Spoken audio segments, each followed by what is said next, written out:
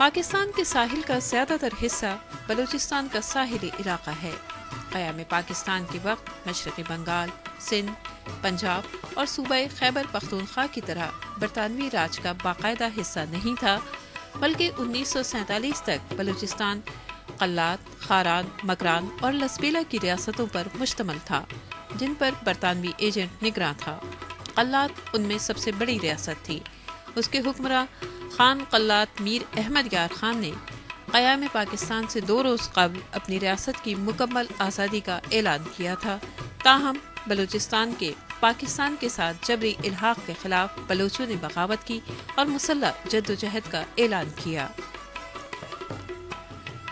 1958 کو جنرل ایوب خان نے ملک میں فوجی مارشل لاء نافذ کر دیا اور کہا گیا کہ بلوچستان میں بغاوت ہو گئی ہے۔ بلوچ پہاڑوں پر نکل گئے۔ اس احتجاجی تحریک کے ایک سرکردہ رہنما سردار نوروز خان تھے۔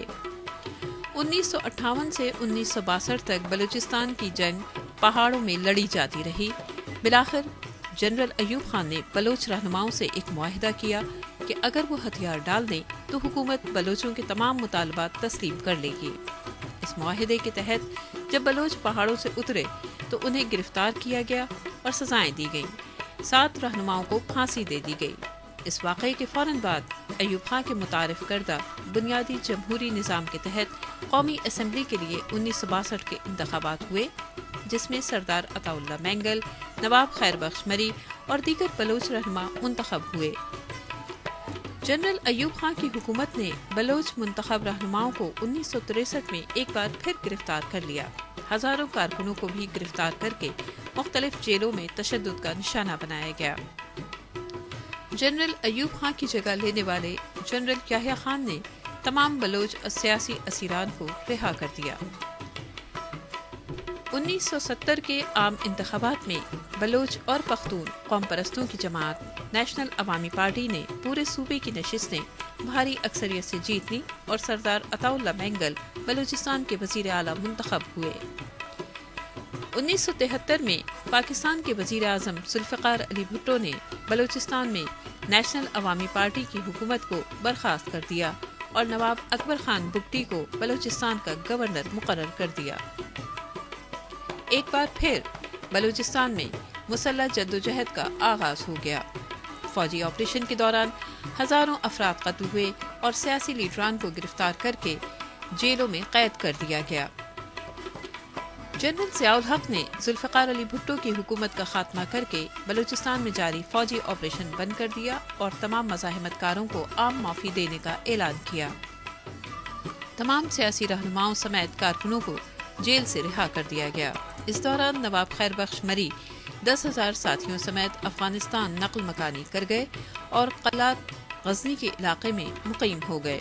یہ قیام افغانستان میں کمیونسٹ حکومت کے خاتمے تک جاری رہا۔ جب طالبان نے افغانستان پر قبضہ کیا اور افغانستان کے صدر ڈاکٹر نجیب اللہ کو پھانسی دے دی تو نواب خیر بخش مری اپنے ساتھیوں سمیت دوبارہ بلوچستان آ گئے۔ جنرل ضیاء کا دور بلوچستان میں نسبتاً امن کا دور تھا۔ اس وقت قوم پرست رہنما ملک سے باہر چلے گئے۔ سردار عطا اللہ مینگل اس دور میں لندن میں خود ساختہ جلا وطنی میں رہے، تاہم بائیں بازو کے رہنما میر غوث بخش بزنجو تحریک بحالی جمہوریت ARD میں سرگرم تھے۔ 1988 کے بعد نواب اکبر خان بگٹی نے منتخب وزیر اعلیٰ کے طور پر صوبے میں حکومت بنائی، جسے برخاست کر دیا گیا۔ بعد میں سردار عطا اللہ مینگل کے صاحبزادے سردار اختر جان مینگل نے حکومت سازی کی تو اسے بھی ختم کر دیا گیا۔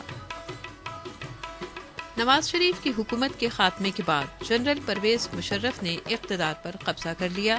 اس کے کچھ عرصے بعد بلوچستان میں بلوچ عسکریت پسند تنظیمیں سرگرم ہو گئیں، جن میں Balochistan liberation army, Baloch Republican army اور بلوچ لبریشن فرنٹ شامل ہیں۔ یہ تنظیمیں بلوچستان کی پاکستان سے علیحدگی چاہتی ہیں۔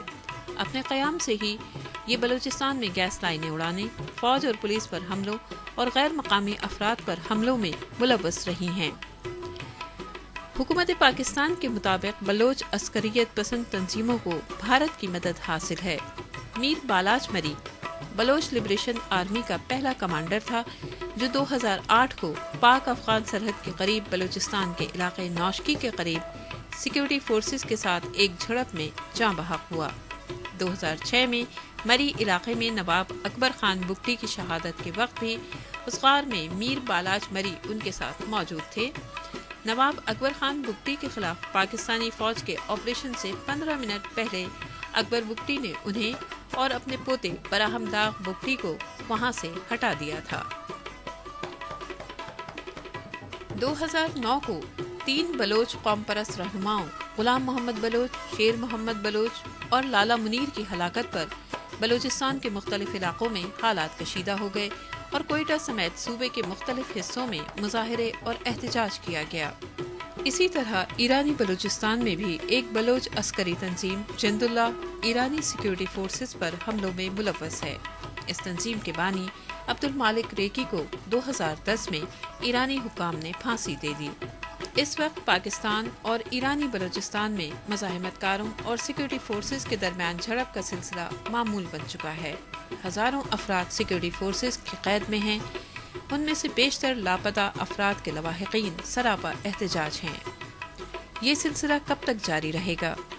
کیا بلوچ پارلیمانی سیاست کی جگہ مسلح جدوجہد سے قومی وسائل پر حق ملکیت حاصل کر سکیں گے؟